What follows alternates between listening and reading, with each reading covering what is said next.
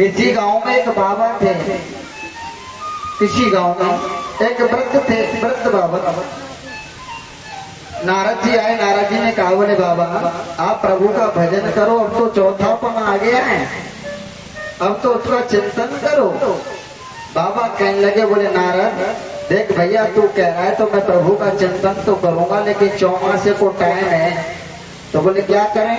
बोले भैया देख चौमासे को टाइम चल रहा, बारिश पड़ रही है, मेरे नाती बेटन ने बिटोरा बनाया हुआ, बहू ने कंडन को बिटोरा।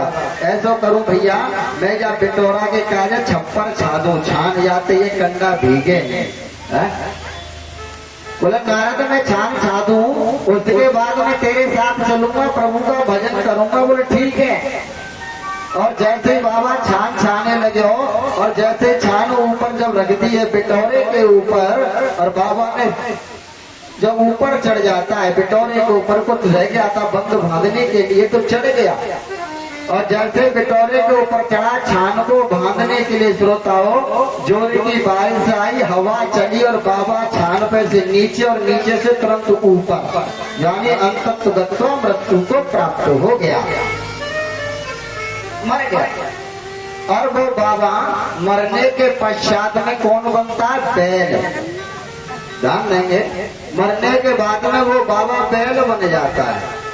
और बैल भी कहाँ का बना? उसी घर का, उसी घर में, अपने ही घर में बैल बन गया। अब तो जब बैल बना, नाती बेटाओं ने उस बाबा को बैलगाड़ी में जोड़ दिया। अब तो बाबा के ऊपर भूसा भर करके लाते हैं, जो भी है सब कुछ लेकर के आते हैं, बैलगाड़ी में जोड़ लिया बाबा को। नारद जी आए, नारद जी ने कहा बोले बाबा देख अभी समय मैंने तुझे पहले समझाया था, प्रभु का चिंतन कर भैया, नाती बेटा कोई किसी का साथ नहीं देते।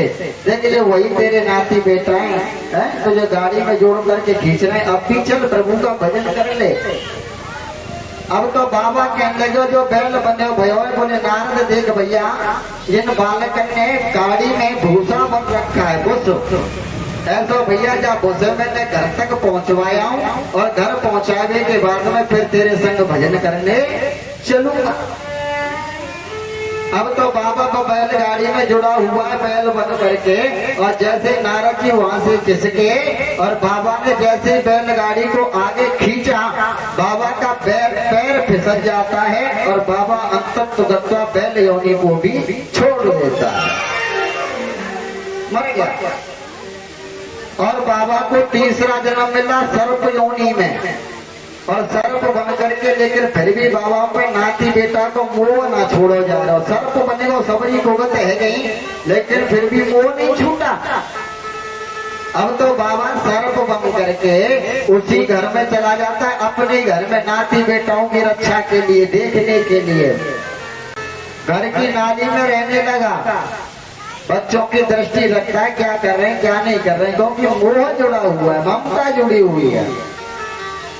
अपने घर में सर्प बन करके बैठ जाता है। एक दिन मैया रात्रि का समय था, बाबा ने सोचा कि नाती बेटा सब सो गए हैं, जरा देख करके आऊं घर में क्या हाल है क्या नहीं है, पूरे घर में भ्रमण करके आऊं कहीं नाश तो नहीं कर रहे हैं घर का।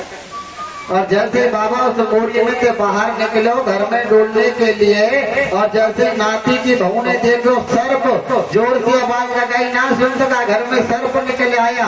अब तो नाती बेटा सब अपनी अपनी लठिया लेके आए और बाबा की भूतरी दुचल दी।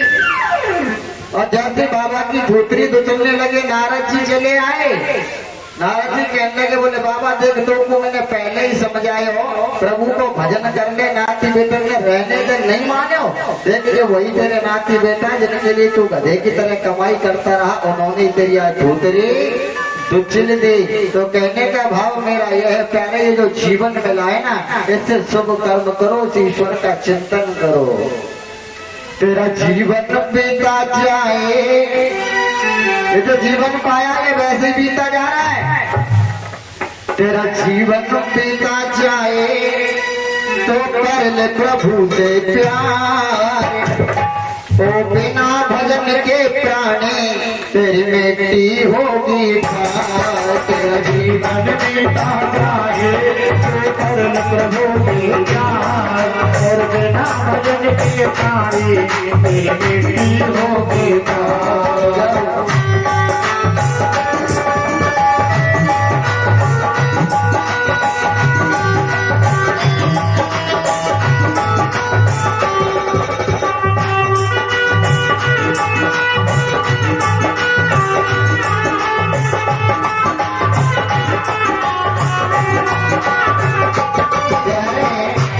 जीवन जो मिला है बड़े भाग्य मानुष तन पावा सुर दुर्लभ सदग्रंथ गावा। बड़े भाग्यों से मिला है सबों की करे करुणा नारे देही उस ईश्वर ने करुणा करके दिया है इस जीवन को सदकार में लगाओ। बड़े भाग्यों से मिला है तेरा जीवन बीता जाए तेरा जीवन बीता जाए तो करे प्रभु के प्यार बिना भजन के गाने तेरी बेटी होगी पार। तेरा जीवन बीता जाए तो करण प्रभु के प्यार और बिना भजन के गाने तेरी बेटी होगी पार।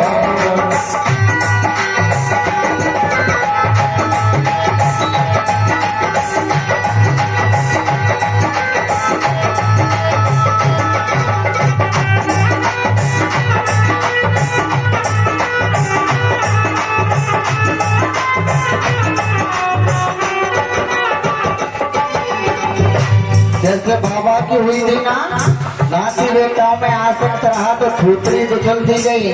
अगर प्यारे अपन नहीं चेते तो यही हाल हमारा होगा होगा नहीं हो रहा है। बड़े भाग्य मानो सुतन पायो किसियों में बंदे क्यों भरमायो। भाग्य मानो सुतन पायो किसियों में क्यों भरमायो। संसार के विषयों में जो हम आसक्त हो रहे ना ये नाच गाने प्यारे पतन का रास्ता दिखा रहे हैं। इन विषयों को छोड़ दो वासना का त्याग करके उपासना करो जीवन को धन्य कृतार्थ करो। रोजाना कहता हूँ नर शरीर मिलाए नर से नारायण बनने के लिए जीवन में ऐसा करो कि हम आए इस जगत में जग हंसा हम रोए और पगलो ऐसी करनी करके चलो कि हम हंसे जग रोए। बड़े भाग्य मानो सुतन पायो किसियों में बंदे क्यों भरमायो। बड़े भाग्य मानो सुतन पायो किसियों में बंदे क्यों भरमायो। जो भी सही जन्म गमायो किसियों में ही जन्म गमा दिया। जो भी सही जन्म गमायो क्यों कर रहे हो अत्याचार बिना भजन के प्राणी तेरी बेटी होगी पार। जीवन बीता जाए तो करण प्रभु से प्यार और बिना भजन के गाने तेरी बेटी होगी पार।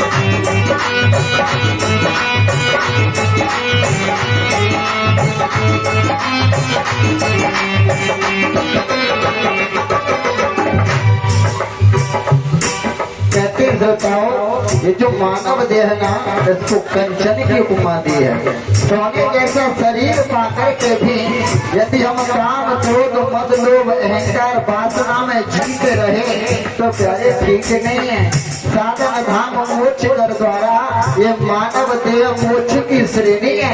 यदि ऐसी मानव देह को पाकर के भी यदि हम अपना कल्याण नहीं कर सके तो आत्महत्यारे की गति मिलेगी।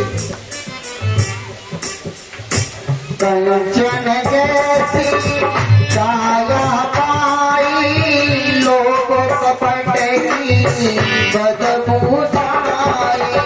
कंचन जैसी काया पाई लोग कपट की बदबू छाई। कंचन जैसी काया को प्राप्त करके लोग और कपट हृदय में बैठा हुआ ये ठीक नहीं है। नर शरीर से नारायण बनो। अरे प्यारे नारायण ना बन सके तो कम से कम नर तो बन जाओ। पशु बन करके क्यों जी रहे हो, खल्लड़ बन करके क्यों जी रहे हो। किसी भैया ने पूछा आज, बोले महाराज आप खल्लड़ शब्द अधिक यूज करते हो, खल्लड़ का मतलब नहीं समझ में आया। सुन लो खल्लड़ क्यों कहता हूँ मैं। जैसे आपने खल्लड़ देखा होगा, खल्लड़ में सूखा डाल दो तो फूट देता है और गीला डाल दो तो भी फूट देता है। खल्लड़ में सूखा डालो तो भी फूटेगा, गीला डाल दो तो भी फूट देगा। ठीक उसी प्रकार मानव बन करके बैठा हुआ खल्लड़ की तरह। क्यों? क्योंकि मानव का एक पैर तो धर्म की ओर है और एक पैर अधर्म की ओर है। चोरी कर रहा है और भागवत में दान भी कर रहा है।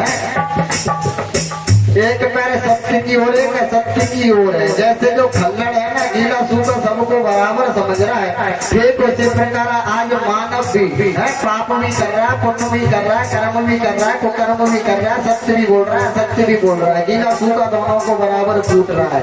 इसलिए खल्लड़ कहता हूँ, इसलिए कंचन जैसी काया पाई लोग कपट की बदबू छाई।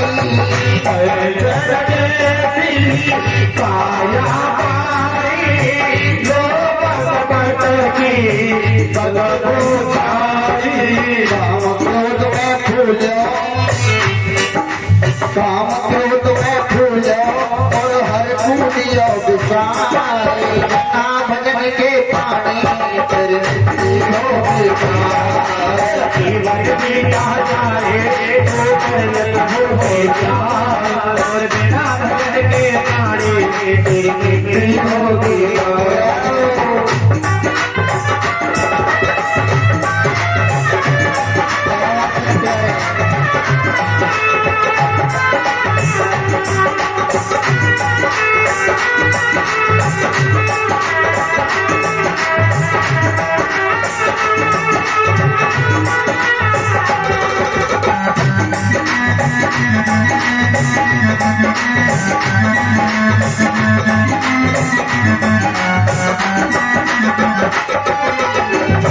अगर प्यारे प्रभु का भजन नहीं किया, चिंतन नहीं किया तो क्या होगा पता है। अगर किसी माता गाती रहती है कि भजन कर मस्त जवानी में बुढ़ापा किसने देखा है। यदि आप हाथ पैरों को चलते चलते प्रभु का भजन नहीं कर सके और आपने सोचा कि बुढ़ापे में भजन करेंगे तो प्यारे बुढ़ापे में भजन हो ही नहीं सकता। क्यों? बिना भजन मत जीवन भोरे देख बुढ़ापे में घाट में रोवे। बिना भजन मत जीवन भोरे देख बुढ़ापे को घाट में रोवे। यदि प्रभु का भजन नहीं किया, चिंतन नहीं किया, घाट में पड़ा रहेगा। घाट पत्नी भी नहीं देखेगी कि आखिर क्या हाल है। क्यों? क्योंकि पत्नी भी प्यारे पति से जब तक प्यार करती है, जब तक औलाद नहीं होती। औलाद हो जाती है तो औलाद के बाद में फिर औलाद को भी छोड़ देती है, क्योंकि नाती मिल जाता है, फिर तो नाती प्यारा लगता है। वो पत्नी भी कह देती है कि लल्लू ऐसो कर पे डोकरा के खाते के तो टूगल पे पटकिया तो ऐसो कर ये खाते बाहर डाल दे, और नहीं तो ऐसो कर जा भैंस बंधते प्लॉट में नहीं पटके भैंसने की रखवाई कर तो रहेगा। घाटम पड़े पड़े पुकार तो यो के रोटी लेके आओ, पानी लेके आओ, कोई सुनने वाला नहीं है प्यारे। इसलिए कह रहा हूँ कि प्रभु का चिंतन करते रहो, जिससे चलते हाथ पैरों से चले जाए। बिना भजन पते जीवन खोगे, देख बुढ़ापे को खाटों में रोगे। बिना भजन पते जीवन खोगे, देख बुढ़ापे को खाटों में रोगे। घर के सुने न तेरी, घर के सुने के नहीं, घाटना पड़ा पड़ा चिल्लाते रहना, और यही हो रहा है। घर के सुने न तेरी, रोटी न तुम गयो पुकारे, बिना भजन के प्राणी तेरे के हो बेमारे। जीवन बीता जाए तू कर्म प्रभु से प्यार, और बिना भजन के प्राणी तेरे हो बेकार। तेरा जीवन बीता जाए तो कर्म प्रभु से प्यार, बिना भजन के प्राणी तेरे के हो बेमारे। जीवन बीता जाए तू कर्म प्रभु से प्यार, और बिना भजन के प्राणी तेरे हो बेकार। अब भी समझ जाइए, अभी समय है प्यारे, कुछ नहीं बिगड़ाया। मैं मानता हूँ श्रोताओं के गद्दी से कड़वे शब्द बोलता हूँ, जो लोग श्रोताओं को अटपटे भी लगते हैं, लेकिन मैं इन सबके लिए क्षमा चाहूंगा श्रोताओं, क्योंकि कहते हैं कि बिना कड़वी दवा के मलेरिया का बुखार नहीं जाता। जब तक कड़वे शब्द मानव को मिलेंगे नहीं, जब तक मानव का चेहरा दर्पण में दिखाया नहीं जाएगा, तब तक कैसे मालूम पड़ेगा कि मेरे अंदर कितने अवगुण भरे हुए हैं। जो सत्य है वही आपके सामने प्रकट कर रहा हूं। मानो न मानो खुशी आपकी, हम मुसाफिर अपने घर चले जाएंगे। मानो न मानो खुशी आपकी, हम मुसाफिर अपने घर चले जाएंगे। लेकिन याद रखना, संतों की बातों पर जो चल जाएंगे वो अमर नाम दुनिया में कर जाएंगे। सत्य कड़वा होता ये तो सभी लोग जानते हैं, और मैंने पहले दिन भी निवेदन कर दिया था, क्या रह गया सुनने को, क्या रह गया सुनाने को, तो रह गया तो केवल पुरानी बातों को याद दिलाने को। वहीं आइएगा अपनी कथा पर। माता सीता की पहली कमी, राम को पति को आदेश दिया, जबकि नारी को अपने पति को आदेश नहीं देना चाहिए। बाकी की विस्तार से कथा कल श्रवण कराएंगे। लेकिन श्रोता मेरी मैया हो गया, कर्दम ऋषि ने जब 3 आसन डाले हैं, मनु महाराज बैठ जाते हैं, उनकी पत्नी शत्रुपा बैठ जाती है, लेकिन देवहूति नहीं बैठी। क्यों? क्योंकि देवहूति जानती है, अगर पति के बिछाए हुए आसन पर बैठूंगी तो मेरा पतिव्रत धर्म नष्ट हो जाएगा। वो जानती है कि यदि पतिव्रत धर्म नष्ट हो गया तो मुझे दोबारा मिलने वाला नहीं है।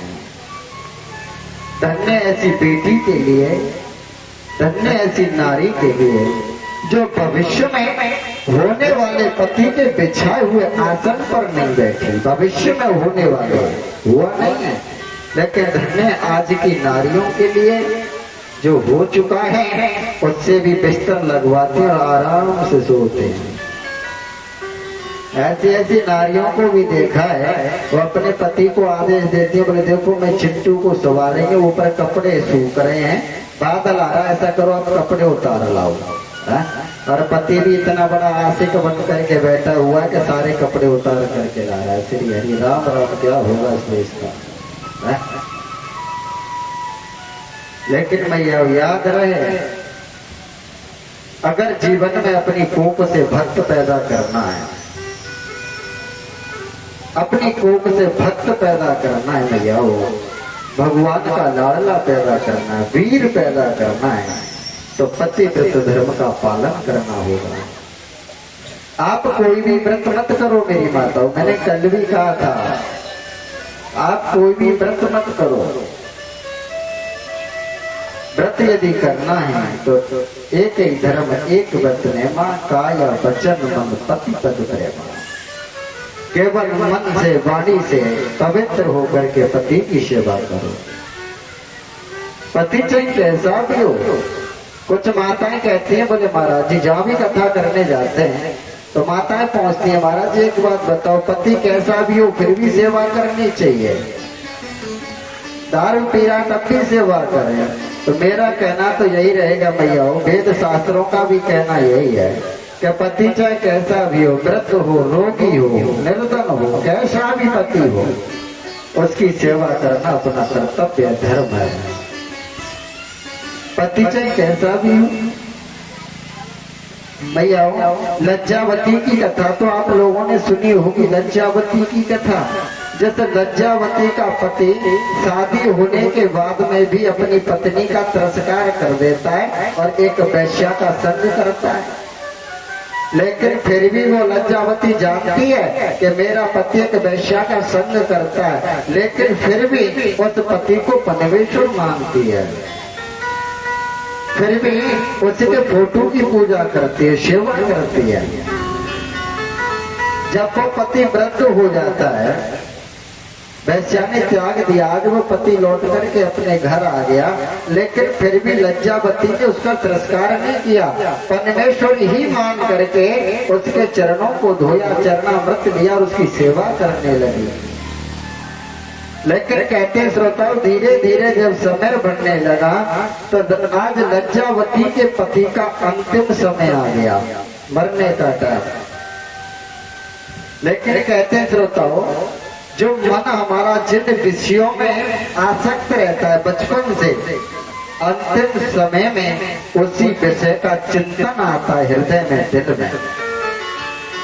आज लज्जावती के पति का अंतिम चरण चल रहा है, लेकिन याद किसकी कर रहा है? वैश्या की, गणका की। पत्नी से कहा लज्जावती से, देवी मुझे उस वैश्या की याद आ रही है, मिलना चाहता हूँ। आज उस लज्जावती ने कोई संकोच नहीं किया, ये नहीं पूछा क्यों मिलना चाहते हो, क्या है क्या नहीं, लेकिन पति ने कहा मैं मिलना चाहता हूँ। आज पति की आज्ञा को शिरोधार्य करके वो लज्जावती अपने पति को कंधे पर बिठा करके और उस वैश्या से मिलाने के लिए ले जाती है। क्यों? क्योंकि पत्नी का कर्तव्य है पति की आज्ञा के अनुगामी रहना, उसकी सेवा करना।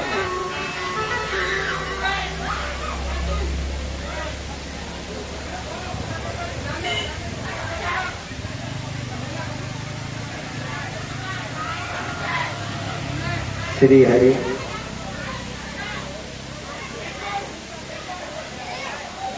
जो भी भैया देवी देवता में समाधि हो जाएगी, नहीं कौन से आएंगे?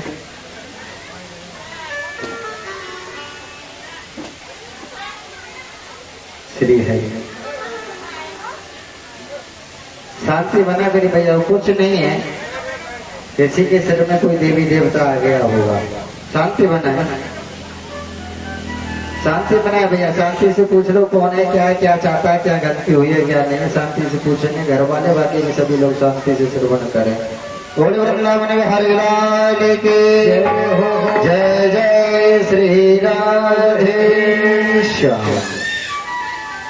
तो भैया आज वो लज्जावती, मैं वो बताना चाह रहा हूँ कि पति चाहे कैसा भी हो, लेकिन पत्नी का कर्तव्य। आज लज्जावती ऐसे पति की सेवा कर रही है जो कि वैश्यागामी था, कोढ़ी था, रोगी था, निर्धन था, लेकिन फिर भी परमेश्वर मान करके आज्ञा का पालन किया, वैश्या के पास लेकर के जा रही है। मार्ग में दुर्वासा ऋषि तपस्या कर रहे थे। आज लज्जावती को दिखाई नहीं दिया कि दुर्वासा ऋषि तपस्या कर रहे हैं। कमंडल रखा हुआ था बगल में, आज लज्जावती का पैर उस कमंडल से लग जाता है और वो कमंडल फैल जाता है। और जैसे कमंडल का जल फैल जाता है, आज दुर्वासा ऋषि को क्रोध आ गया, जल ले लिया। अरे उल्टा तू पति के प्रेम में इतनी पागल हो गई कि तुझे ये दिखाई नहीं दिया कि नीचे में बैठा हुआ हूँ, मेरा जल रखा हुआ, मेरा अपमान किया है तूने। अरे तू इस पति की इतनी आज्ञाकारिणी बन रही है, मैं तुझे श्राप देता हूँ कि तेरा यही पति सुबह सूर्य उदय होते ही मृत्यु को प्राप्त हो जाएगा। आज लज्जावती ने कहा कि भगवान अगर आप श्राप दे रहे हो तो मेरी भी एक बात सुन लो। बोले क्या? बोले अगर मैंने तन से मन से पवित्र होकर के सदा अपने पति को परमेश्वर माना है, अगर पति के अंदर मैंने ईश्वर के दर्शन किए हैं बाबा, तो मैं भी सत्य कहती हूँ कि ये सूरज सुबह नहीं निकलेगा। आज एक नदी में खड़ी हो जाती है वो लज्जावती, और केवल यही किया, कोई व्रत नहीं किया, करवा चौथ की उपासना नहीं की, वैभव लक्ष्मी का व्रत नहीं किया, आज तक की मिति में केवल यही कहा कि हे भगवान, यदि मैंने मन से पति को परमेश्वर माना है, अगर कभी भी किसी भी प्रकार से मैंने पति के अंदर कोई भेदभाव नहीं किया हो, तो हे सूर्य नारायण भगवान तुम निकलना मत। और इतने ही शब्द को सुनकर के मैं आओ 6 महीने हो गए, 6 महीने तक सूर्य नहीं निकला। देवता लोग घबराने लगे कि आखिर ये क्या हुआ, सूर्य आगे क्यों नहीं बढ़ता। मालूम हुआ कि लज्जावती ने रोक रखा है। सभी देवता मिलकर के आए हैं और क्षमा याचना की है कि हे देवी, आप पतिव्रता नारी हैं, क्षमा कर दो, हमसे भूल हुई है, इस सूर्य को निकलने दो, सभी वनस्पतियां नष्ट हो जाएंगी। आज कहते हैं श्रोताओं, लज्जावती ने अपने पति के प्राणों को बचा लिया, सूर्य निकलने नहीं दिया। क्या था उसके पास? केवल यही था